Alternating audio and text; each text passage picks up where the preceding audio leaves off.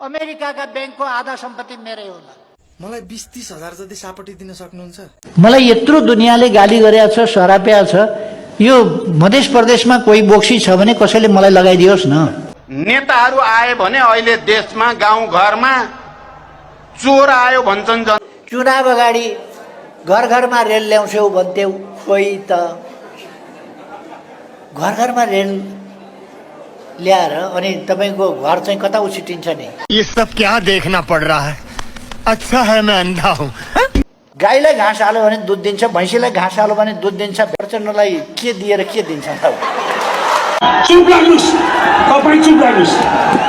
गल्ती गर्ने आफू खान्छ खुर्सानी, पिरो भएपछि गाली गर्छ मलाई। यो साँचो हो त साथीहरू?